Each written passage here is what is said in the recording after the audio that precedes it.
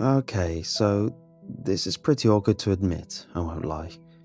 But considering recent events, my life is pretty much over anyway. So I might as well share it to the internet, I guess. As the title alludes to, I did indeed acquire an artificial lover not too long ago. And no, it's not a sex robot. That just sounds disgusting, like I'm out here banging R2-D2 or something. Nothing could be further from the truth. This whole thing kinda came out of nowhere for me. I never planned on purchasing such an item. Hell, I've never even paid for porn before. But also, I haven't had a girlfriend in a while either. So, 2 weeks ago, I got dragged along to this convention by my good buddy Hal. Hal is a big dude, in both the vertical and horizontal department, with shaggy hair and a wiry orange beard. I'll be first to admit that he's a bit strange, but he's always been a good friend. Hal claimed this convention was a gaming expo. It was only after we were walking inside that I realized it was actually an adult entertainment convention. "What the hell, Hal?" I asked, oogling the flyer of two voluptuous women. "You said this was a gaming expo." Hal scratched his neck and shrugged. "Well, it kind of is. They have games," he replied with a pensive smile. I shot a glare back. "Oh yeah, games like Who's in My Mouth?" Hal seemed to shrink a bit as I contemplated Ubering the 45-minute drive back home. "Sorry dude, but you never would have come if I told you the truth." He was right, and I shuddered at the unfortunate euphemism in its choice of wording combined with our current location. I complained and moaned a bit more, but still followed Hal inside. The two of us entered, and I basically gave up on convincing him to reconsider. We walked inside and were immediately met by a cornucopia of provocatively dressed ladies, cheesy-faced salesmen, and neckbeards trying desperately to tuck in their half-chubs into their belts. Rows of booths and tents had been set up to display the latest and greatest in personal pleasure devices. There were sections showcasing virtual reality and pleasure capsules designed for couples. Toys, pills, gels, lubricants filled every shelf. There was even an area dedicated to taking a photograph of the porn star, because, you know, who wouldn't want to take a photo like that on their Facebook? It was basically exactly the way I expected it to be. And look, to anyone who enjoys those particular activities, you do you. I'm not trying to make fun, and since no one is allowed to have opinions about anything in this day and age without someone being outraged, all I'm trying to say is that it wasn't my cup of tea. Hal was like a kid in a candy shop though, and he began skipping around the vast aisles, and I followed him for a bit, minding every step. At one point, he let out a high-pitched squeal, as if imitating a squeezed piglet. He then waddled quickly away and excitedly joined a group of guys standing around a petite, brunette-haired girl in a lime green bikini. I sighed and decided to hang back, still very much remorseful for my life decisions. "Hello there, sir," a chipper voice called behind me. To my dismay, it was clear the question was directed at me. I turned and saw a man leaning casually over a booth counter. "How you doing?" the man asked, his teeth frozen in a predatory, loan shark smile that gelled perfectly with his checkered business suit. His hair was gelled back and eyebrows trimmed to be perfectly symmetrical. He looked like the type of guy who would haggle on the ransom for his mother's life. The words "Lovers of the Future" were embroidered on the banner above him, but behind the desk was the real curiosity. 3 female figures stood directly behind him, spotlights shone down upon them, displaying every inch of their curvaceous frames. I thought they were booth girls, but their complete lack of movement told me otherwise. The left one was Caucasian, a redhead with green eyes dressed in pink lingerie. The middle was African American, rich auburn hair and eyes, wearing white lingerie. and the one on the right was Asian, with cobalt hair, green eyes, and black lingerie. Their physical appearance were basically of angels, devoid of any skin imperfection or scar of any kind. Their figures were full and plump in the right areas. It was as if God himself had carefully handcrafted each of them to be absolutely gorgeous beyond anything naturally attainable. "Sex dolls?" I asked, pointing at the three ladies. The salesman gritted his teeth. "We actually prefer the term artificial lovers. Allows them more agency, but you got the basic idea. They are sensual companions, programmed to fulfill your every desire." His grin seemed to widen as he spoke. He then shot his hand out towards me. "My name's Chuck, my friend." I met his hand and shook. "Carl," I replied. "Nice to meet you, Kyle. Care to take a closer look?" I knew I shouldn't, but with how busy gallivanting around masturbation land, I decided I had nothing better to do. Chuck guided me past the booth and back into the small tent. There, I saw the girls close up and noticed the staggering amount of detail on them, from the minuscule pores of their eyelashes to the almost artistic application of their makeup. I know they obviously wanted to make them look presentable, but I didn't expect that level of detail. They didn't even look like dolls, and if you would have stopped me on the street and told me they were, I never would have believed it. "This is Erica, Vanessa, and Midori," Chuck said, pointing left to right. "Wow," I replied. Chuck bore an expression like he enjoyed huffing his own farts. "Not bad, Want a touch?" He gestured me closer, and I stared into the eyes of Erica, the red-headed doll.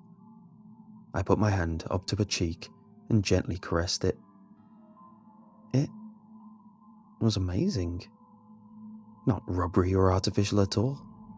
It felt exactly like real skin. Damn, I had no idea they... I paused and began running my hand gently through her crimson locks. The smell of sweet lilac gently wafted off from her. It was honestly so damn weird, seeing something that looked so human, yet it wasn't. Her emerald green eyes then suddenly darted to me. "Hello, Kevin." I lurched back and nearly messed myself as she suddenly spoke. Chuck erupted into a raspy smoker laugh. "I'm sorry, I couldn't resist." He continued laughing as I recomposed myself. "It's Carl," I clarified. Chuck didn't even acknowledge it as he held up a small remote. "You can put in your preferences with this. Just a little prank I like to pull on people." Carl waltzed over and proudly slapped the agent doll on the ass. "So what do you think, Keith?" he asked, putting his hands on his hips. I glanced at the three dolls and shrugged. "Carl," I clarified once again. "I didn't know they were so realistic nowadays." Chuck nodded, displaying that smile I had quickly begun to detest. "You seem like a good guy, Carl. I want to offer you something." He waved me close, putting a hand on my shoulder as if trying to seem less douchey. "How'd you like to take one of them home?" I eyed him skeptically, knowing he was about to lay some bullcrap upon me. Chuck was prepared though. "Now, before you say anything, this is a limited time offer and there is no cost involved whatsoever."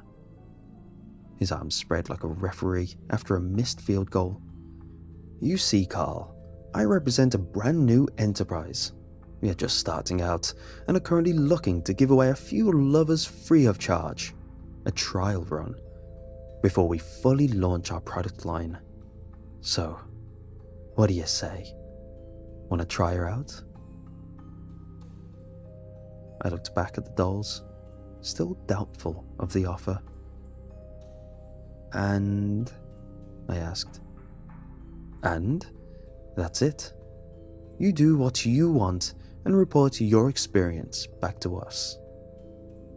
Chuck handed me a black business card. Lovers of the Future was written again, accompanied with the personal information of one Chuck Hagerman. For the first time, I honestly considered it. Obviously, the prospect of the whole thing was a bit uncomfortable. I just never would have pictured myself, well, doing that.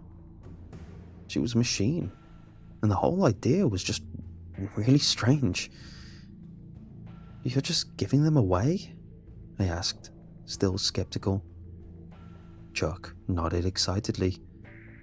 Limited time offer, he proudly emphasized. The old adage of things being too good to be true arose in my mind. I knew there was something he was failing to mention.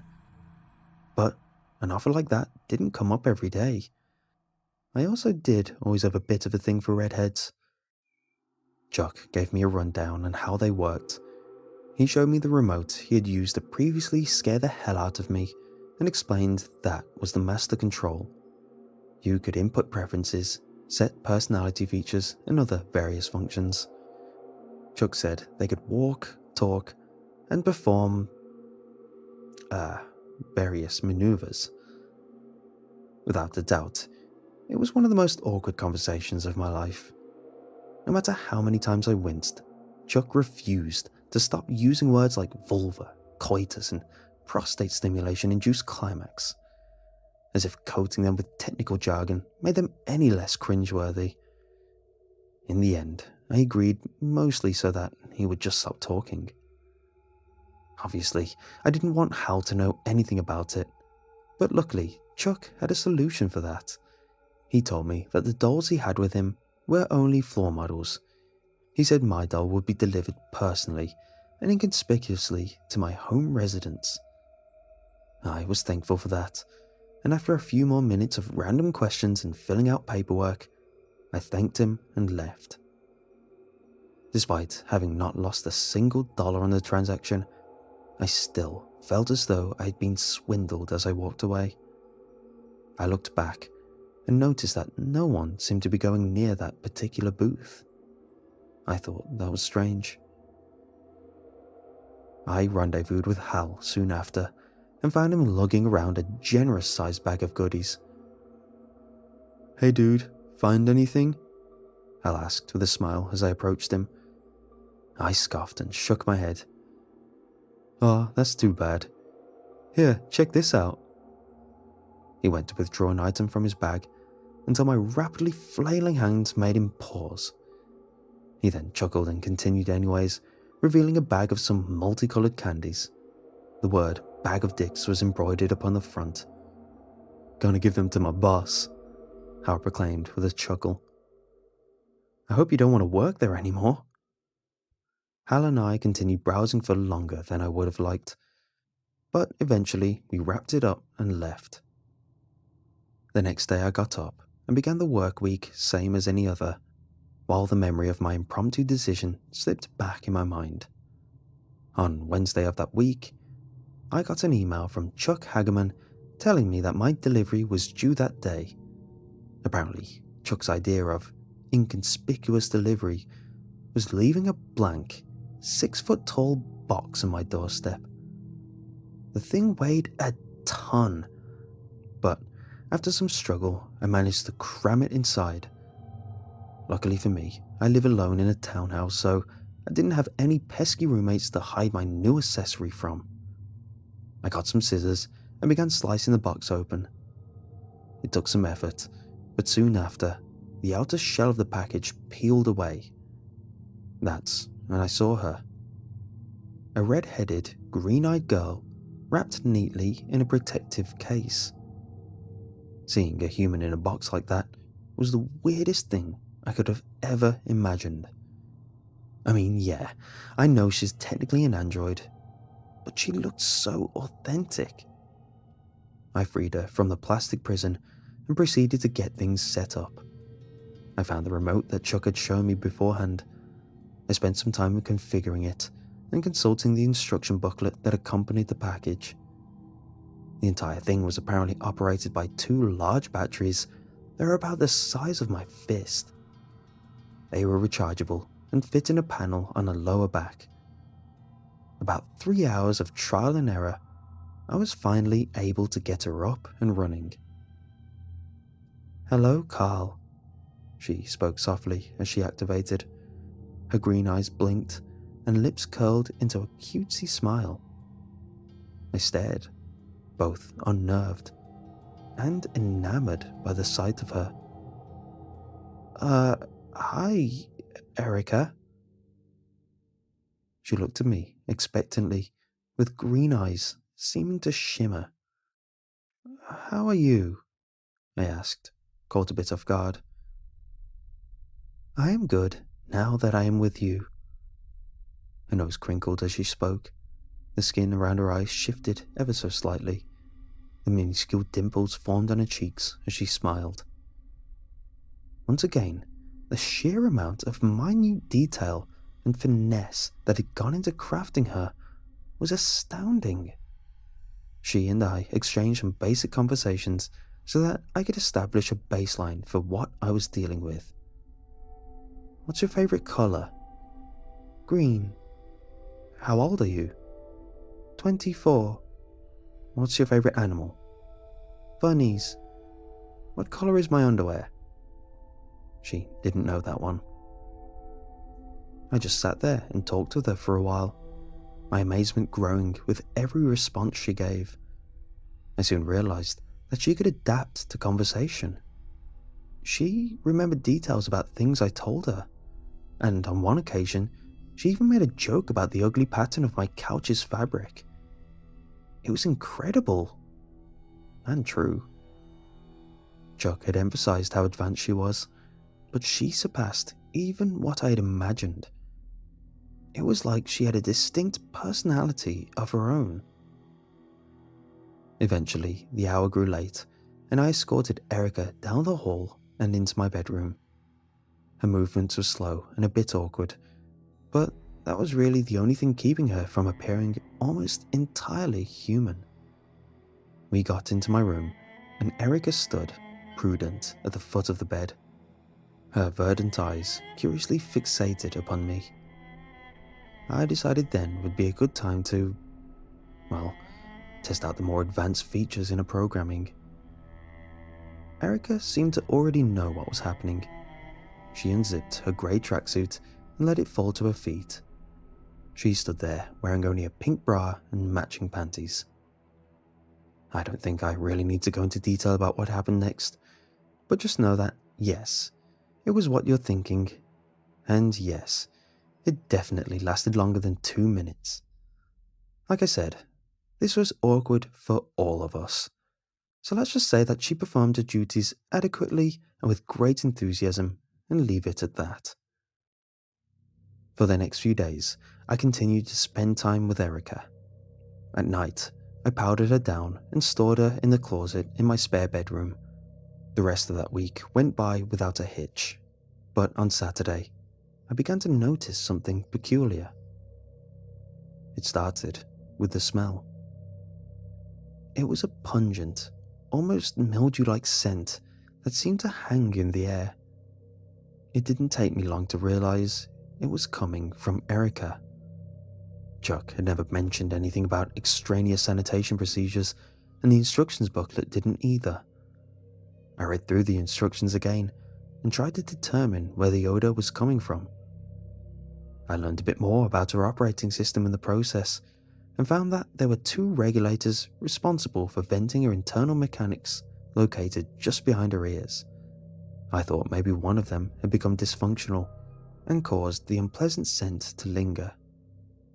I peeled back her hair and soon after the panel on the back of her head. There, I found the 2 aforementioned regulators, with one of them being visibly damaged. I don't know how that happened exactly, but a certain dent in the headboard of my bed has me suspicious. The business card that Chuck had given me was still in my wallet, so I took it out and shot him an email. I then reactivated Erica. Her eyes flickered as she awoke. "Good morning, Carl," she said with a smile. It was already 3 p.m. by that point, but damn it, she was too cute for me to correct. Hi, Erica. I paused and wondered how the hell I was supposed to phrase my question. Are you feeling okay? Erica nodded. I feel good, she replied. Silence then befell for a moment, and a slight grimace formed on her face. Is something wrong? She asked. The question threw me off a bit, as I was under the impression she could only reply from direct words. It seemed like she had read my expression or body language. Regardless, I didn't have the heart to say it. No, everything is fine. I just wanted to make sure you liked it here. Erica's smile quickly returned, and she nodded once more. The smell had really begun to get rancid. I talked with Erica a bit more before deciding to power her down for the night. For some reason, I couldn't locate her remote. I thought that was a bit weird, but being tired, I didn't really think much of it. I then returned to my room and got into bed. The next thing I know, I woke up randomly in the middle of the night. Or at least, I thought it was random. It was still dark out, and so I rolled over to go back to sleep. That's when I saw the face in my bed staring back at me. I was tired, and I don't remember exactly how I reacted. All I remember is loud shrieking, flailing, and then falling on my back hard. I crab-walked away and flung the light switch up. A light brighter than 1,000 suns seared into my eyeballs. After a moment of adjusting, I saw Erica in my bed, looking quite concerned. Jesus Christ, Erica, you nearly gave me a heart attack.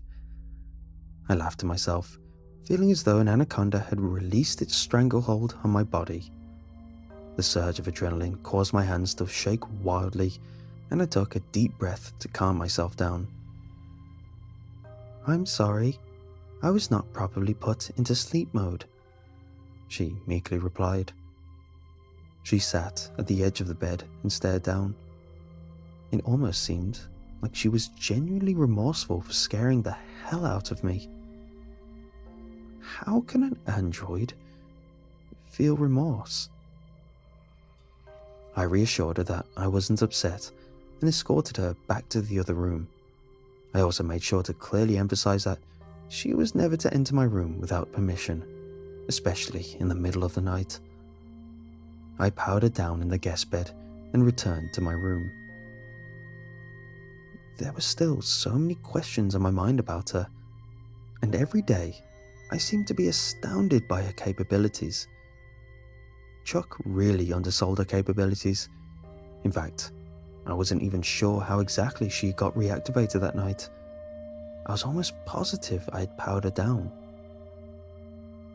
The next day, I went to work as usual. When I returned home, I found that the smell had gotten even worse. I still had no reply from Chuck over email. His lack of responses really began to annoy me. I still couldn't find the damn remote either. I decided to just leave Erica be until I heard back from Chuck. That night, as I was several hours into battling my insomnia, I heard something outside my room. Creak, creak, creak. It sounded like someone walking down the hallway towards Erica's room. My house is a bit older. Hardwood floors everywhere that creak in certain spots. My immediate thought was Erica, but I was absolutely sure I'd shut her down earlier. It had to be someone else. Creak, creak, creak. The footsteps then shuffled down past my room. My heart had lodged itself firmly in my throat by that point, and I thought someone had broken in. Carefully, I reached under my bed and grabbed my baseball bat. The footsteps outside had since gone silent. Unfortunately for my dumbass, I had left my phone charging in the living room, so I had no ability to call the police. Minor shuffling sounds continued out in the living room, and I knew I had to go and see. I clutched the bat tight, and, as carefully as possible, I pushed my bedroom door open. I glanced down the hallway in both directions, and then I saw her.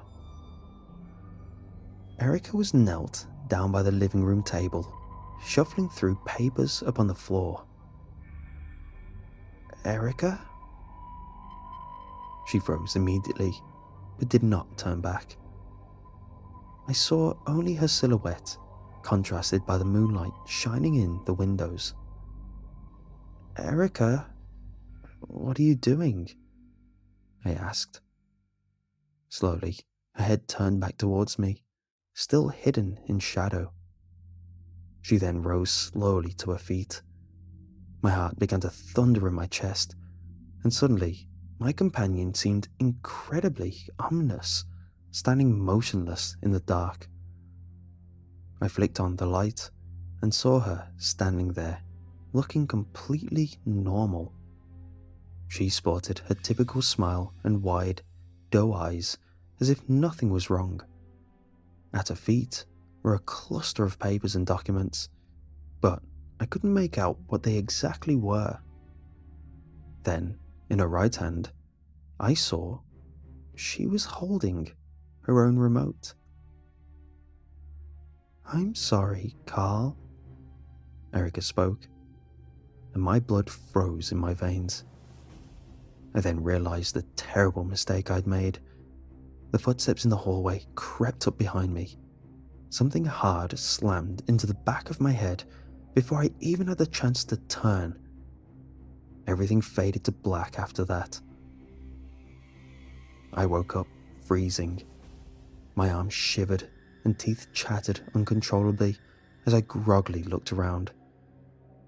I was in my bathtub, with chunks of ice surrounding me. A searing pain shot through my right abdomen as I awkwardly clambered out onto the floor. I fell hard as my wobbling legs proved unable to maintain balance on the slippery floor. My entire body was pale as a sheet. Lavender rings had formed under my eyes, and my lips were blue as seawater. That wasn't even the worst of it. On the right side of my abdomen, just below my ribs, was a large scar. It appeared haphazardly stitched together, as if someone had been forced to do it quickly. Somehow, I managed to drag myself out into the living room where I found my phone. I dialed 911 and lost consciousness once more soon after. The last thing I saw was Erica, standing in the corner, looking at me. I'm guessing that was the first time the cops responded to a call from a naked guy fresh out of an ice bath with a love doll stationed beside. Because the looks they gave me later on were absolutely priceless. It was later discovered by hospital staff that I was in the early stages of hypothermia, and if I had been in that tub another 20 minutes, I may not have been able to tell this story. They also discovered that I was missing both my right kidney and a large chunk of my liver. I guess that explains the stitches. The cops were of course quite curious about my housemate, but I didn't even know what to tell them. Apparently, Erica was at my side when the cops arrived. She had covered me with a blanket and was trying to warm me up as the cops rolled up.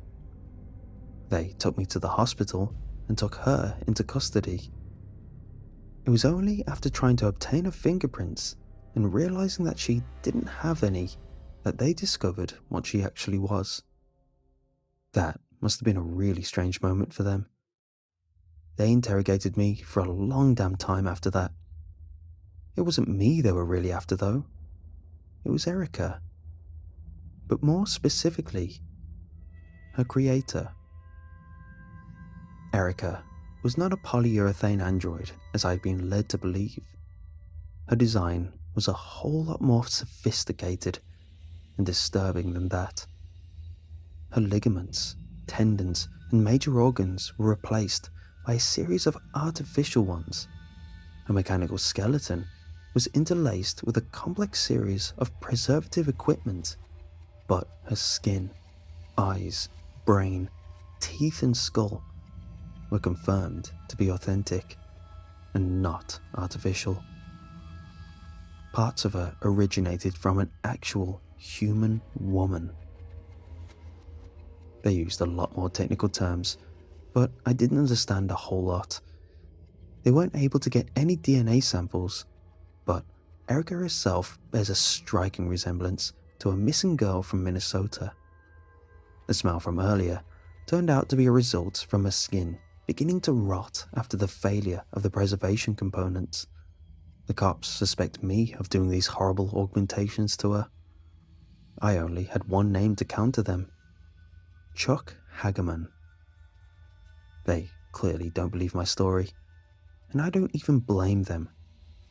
They checked the records of that stupid expo, and big surprise, there was no record of anyone named Chuck Hagerman ever being there.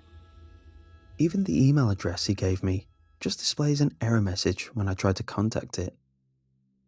The papers that Erica was digging through that night turned out to be my banking information, social security, birth certificate, W-2s, and other personal things. A lot of my financial accounts have been compromised, which I'm sure I also have Chuck to thank for.